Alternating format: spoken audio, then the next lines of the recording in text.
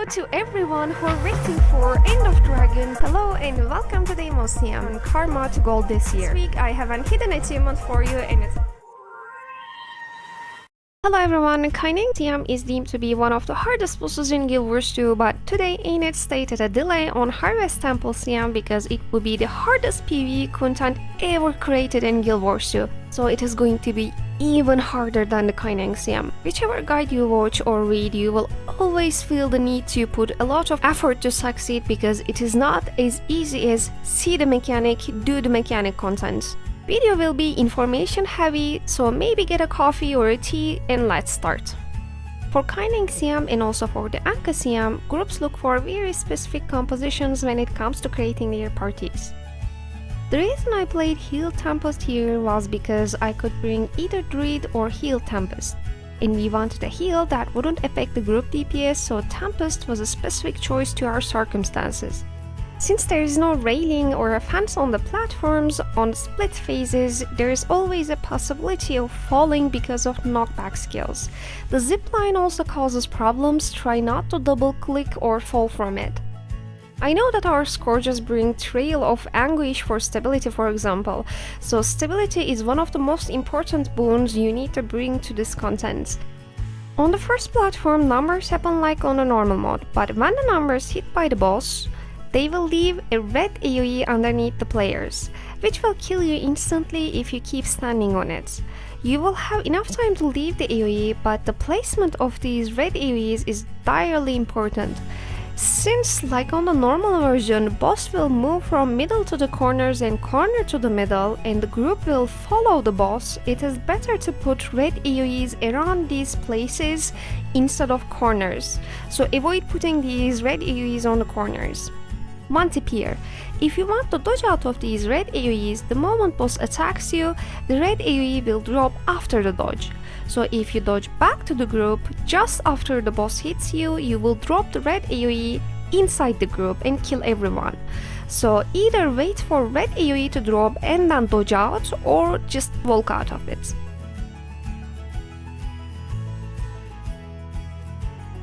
Now on the second phase. On this phase, you just stack near the edge here really tight.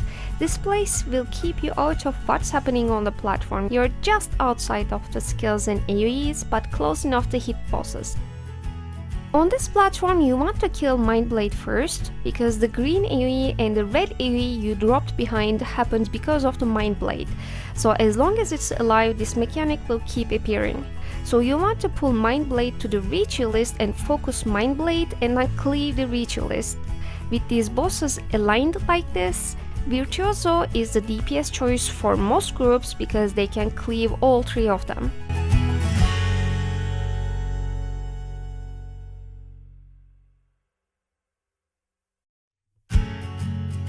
The reason we are in the middle on the edge here is because two people will be chosen for a mechanic that will leave a red AoE trail behind them, and we want one of them to go to the right side and the other to the left side. Right when this mechanic finishes, there will be a green AoE, so everyone will run back to the group, wait until the green AoE happens, and then split right away for the split mechanic.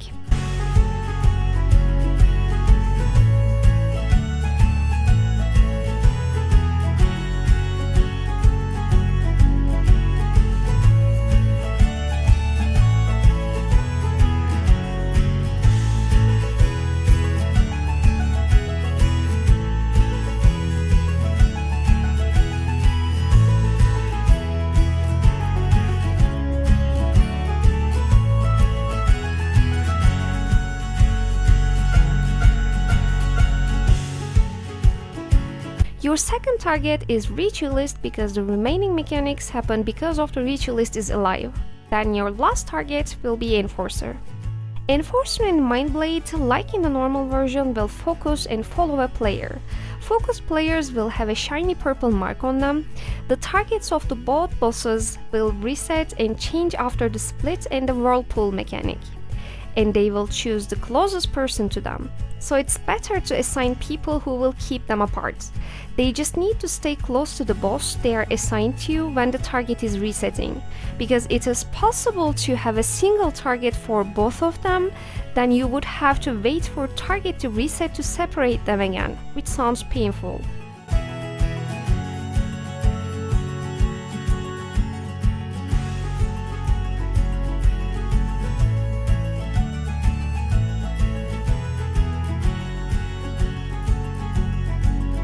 When you are focusing the enforcer in the middle, he will do an area attack nearly as big as the platform.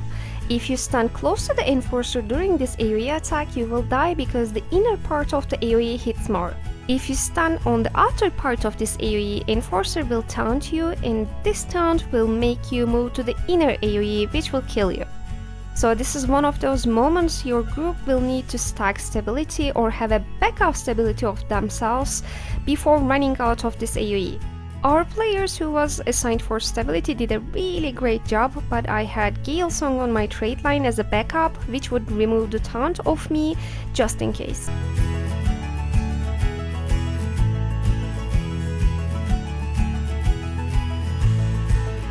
Now you'll go back to the minister and damage him until he has 33% HP left. And then I'll be explaining mechanics for the third phase. Try and focus on the mechanics I mentioned at the start of this video.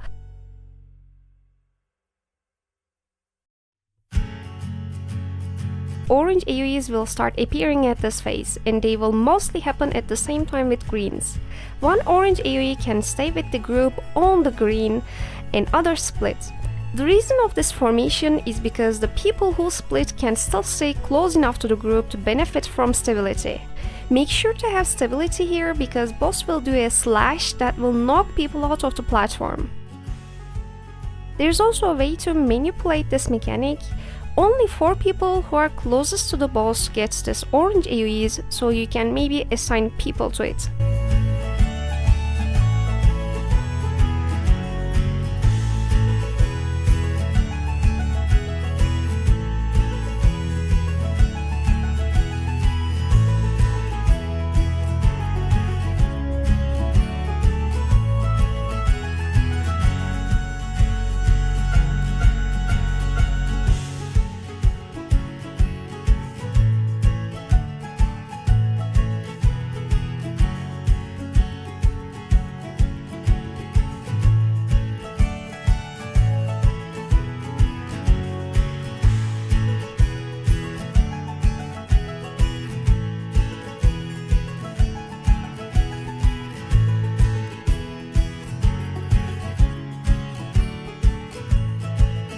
Third phase. During this phase, you'll have one person manipulating the sniper, which we call Kiter, and one person tanking the mag. Right off the bat, you'll focus the sniper and damage her around 10% and then switch to the mag. And there's an important reason you damage the sniper only 10%. If you reach over 20% HP difference between mag and sniper, they will equalize their HP. But wait, there's worse. Everyone will have a skill on them, damaging them every second until the end of the fight, and the most importantly, every boon-on players will get corrupted, which turns stability into fear, so unless you can clear it somehow, you will fall off the platform with that fear on you. To tank the mech, you should choose a melee player because when he focuses a range player, he will do different attacks like barrage, and that will make the rest of the group's job harder. But this melee player cannot move the boss drastically to face him, because mech can turn only a little bit with every attack. So tank cannot go behind the mech and wait for mech to turn to them, because it won't focus them. If you want to tank the mech, you have to be in his line of sight and turn the mech slowly while facing it. While the group is around the mech, having protection buff up all the time is important for the group because of the con attacks, and other AoE circles around will do huge damage to your group. Sniper has two kinds of attack when she does focused attack with laser. One is orange, one is red laser. The orange one is the one your kiters kite. You will see an orange laser on the person she is focusing, and the player focused will have a huge red circle around them. Anyone standing in that red AoE will trigger a deadly attack and a player will die. So make sure everyone is out of that red AoE. If a sniper somehow doesn't focus your kiter and chooses a random person, which happens by the way, make sure that person has a protection on them and keep them out of the group until sniper's attack is done. Our kiter is a Spectre Thief, so they can damage the boss from far and tank the sniper's damage with Shroud. This red laser will kill the person if it's allowed to be shot and doesn't have any red circle around it. From wherever the sniper is attacking, everyone needs to run to that tower except your mech tank. Everyone waits for green to explode here and then take the zipline, CC the sniper, and then go back to the platform using the teleport. CC will cancel the red laser attack, so you will be safe. And sniper will come to your platform and then you will start damaging the sniper while keeping eye on the mech and sniper HP percentage. On the towers, instantly CCing the sniper is important because if you don't, this happens.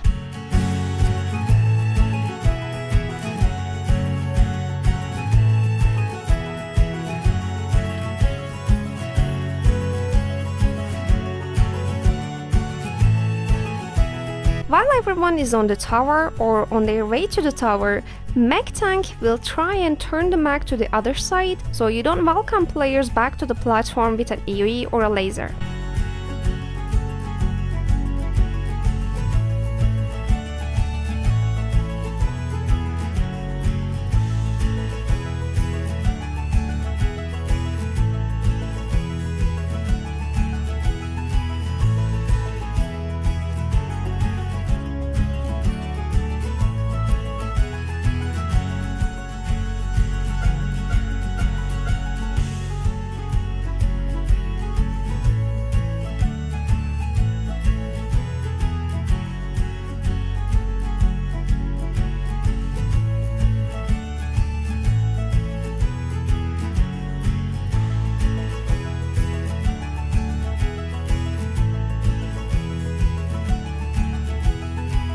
With your group, you should be able to come to the mech phase without losing anyone. Mech phase is the second ad phase on the big platform, so if you lose anyone until that phase, I suggest resetting the fight because you will really need more people. Mech marks players with numbers just like in the normal mode, and when he hits the players, it will create an effect like a gravity well.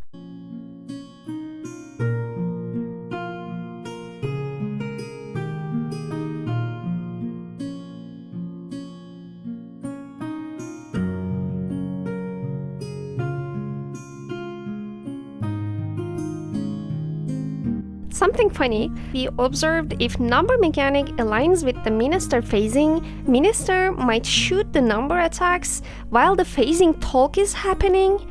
The time when he talks and smacks you to the other platform and on that moment you know you can't move, he shouldn't do that number mechanic at that moment because like everything is done and you have to phase to the other platform, but sometimes he phases, does the number attack, kills half of your party and sends the other half to the other platform and you're like, okay.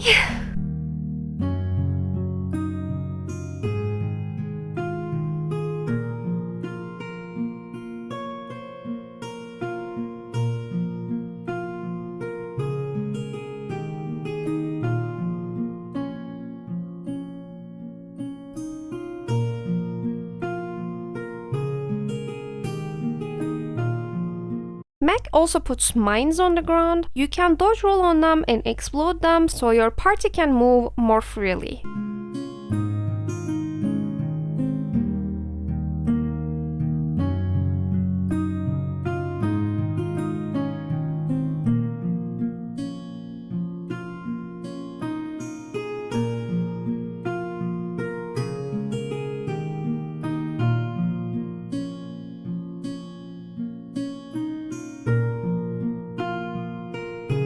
After this phase, you will just burn the minister from 33% to 0.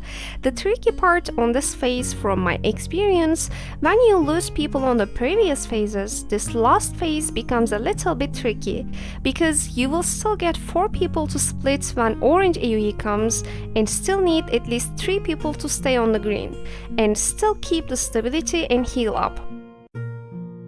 From that math, you still need to have at least 7 people up to have bare minimum comfort to do the mechanics. And you still need to make your way through Deadly Red AoE, Split AoE, and Green.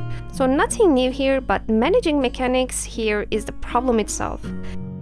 Ideally, wherever the boss is, you want green to stay with the group at all times and want orange AoEs to split around. But if the numbers green and orange happens at the same time, you have to arrange who needs to rush back into the green or stay in the green before the numbers mechanic happen.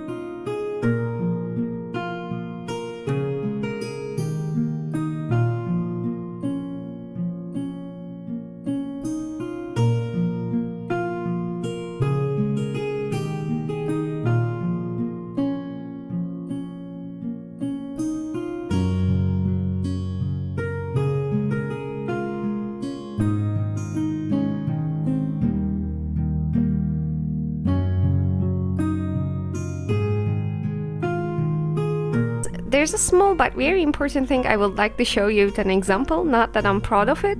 Never ever put red AoEs that comes after the numbers on top of each other.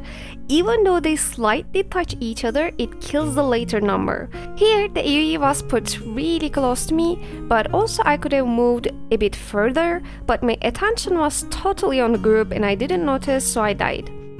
On this run especially, to be honest with myself, I was slow to react to the mechanics, but taking into consideration that this was my first time ever seeing this boss and its mechanics, I think I didn't do that bad. My group had experienced players, I mostly tried to keep up with them. This boss, I believe, cannot be done without someone leading the group. Everyone needs to be 100% there at all times. That was all from this boss. I'm also preparing a guide for Anka CM. I didn't do that one yet, I know, but real life happens.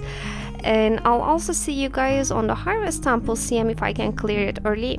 Arc DPS and training dummy guide videos are also coming, so stay tuned, stay with me, and thank you for watching this video. If you want to support me, every subscription matters. Thank you, and I wish you good luck on your try.